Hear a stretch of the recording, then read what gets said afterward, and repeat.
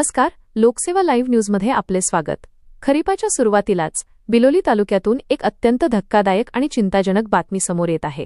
तालुक्यातील बोळेगाव परिसरातील शेतकऱ्यांनी सोनम सीड्स कंपनीच्या नयना सोयाबीन बियाण्यावर गंभीर आरोप केले आहेत। पेरणी करून तब्बल 10 दिवस उलटून गेले तरी शेतामध्ये बियाण्याची केवळ 20%च उगवण झाली आहे, ज्यामुळे बळीराजावर दुबार पेरणीचे मोठे आर्थिक संकट ओढावले आहे। नेमकी काय आहे परिस्थिती? बोळेगाव येथील पीडित शेतकरी दिलीप रमेशराव शिरगिरे यांनी थेट आपल्या शेतातून पाठवलेला हा विशेष व्हिडिओ आणि त्यांची व्यथा पाहूयात।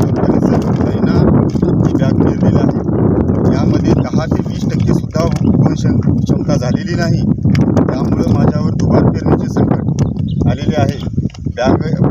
ही बॅग मी सगळं इथून घेतलेली असून या बॅगेत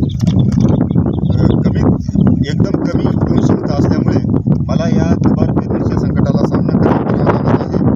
तरी प्रशासनाने तथा संबंधित अधिकाऱ्याने या कंपनीवर गुन्हा दाखल करावा। कमीत कमी मला माझ्या या खर्चलेल्या पैशाचा तरी परतावा करावा अशी मी त्यांना विनंती करतो।